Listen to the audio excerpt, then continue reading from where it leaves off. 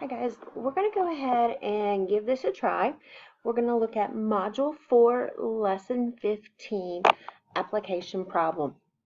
You should by now have glued in your prompt, put today's date, and labeled it Module 4, Lesson 15. If you have not, pause the video, get your paper ready, and then press play when you're ready to continue.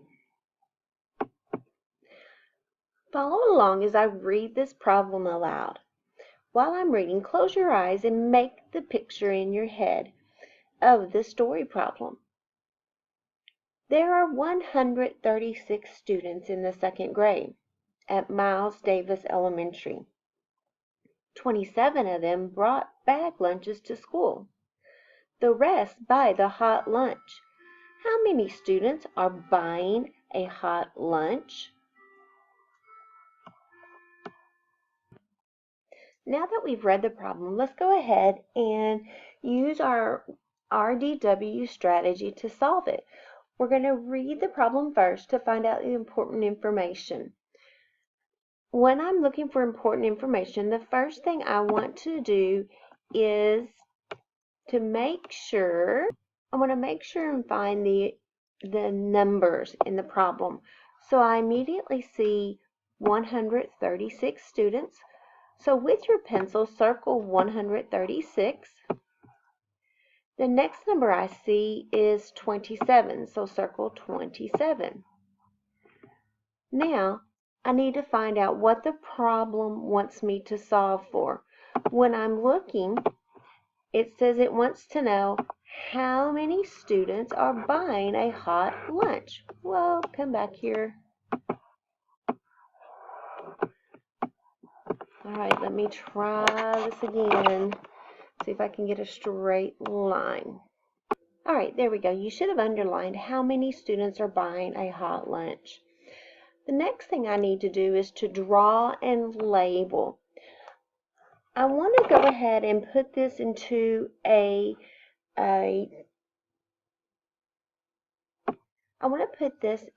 number bond. So at first I'm going to show the whole amount. When I'm looking at the problem, I know that 136 is the whole amount.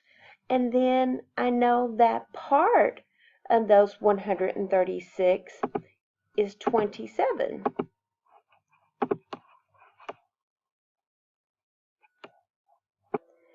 So my whole amount is 136 students, and of those 136 students, 27 students brought their lunch. I need to figure out how many students are buying the hot lunch.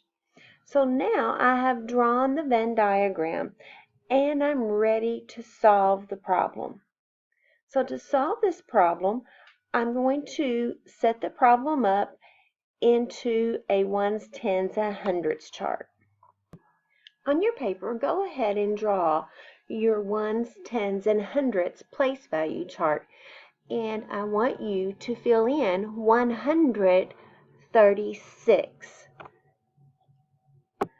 Let's count my place value chart to make sure we have it filled in correctly. When counting, we're going to count using the say 10 way. Here we go. 100, 100, 110, 100, 2 tens, 103 tens, 103 tens 1, 103 tens 2, 103 tens 3, 103 tens 4, 103 tens 5, 103 tens 6. So now if I count this, I know that I have 136. Now I need to ask myself, can I take 7 ones out of my 6 ones? Well, I can't. So I know that I'm going to need to decompose one of my 10s. So I'm going to mark out one of my 10s and then add 10 ones to the ones place. Hopefully, you've added those 10 ones to your ones place. If not, pause the video and decompose your 10 and add your 10 ones. Now, let's ask ourselves, can I take 7 ones away from the 6 ones? Yes, I can. So I'm going to take 7 ones away. I know that this row is 5. Here's 1, that's 6, and then 1 more makes 7. Now, I want to see how many ones I have left over. And I have 9 ones left over. Now I need to take 2 10s out of the tens place. So here's 1 10, 2 10s, and now that leaves me with 0 10s. I don't have to take away any hundreds, so that leaves me with 1. So my answer is, how many students are buying a hot lunch? 109. Now, I need to take and write this in a word problem. 136 minus 27. When I look, I know that I could not take 7 ones out of the 6 ones, so I had to come and decompose one of the 10s.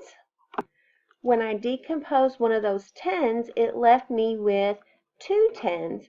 Now I'm going to take and add that 1 10, which is the same as 10 ones, to my ones place. And when I do, 10 ones plus 6 ones gives me 16. Now I'm able to subtract.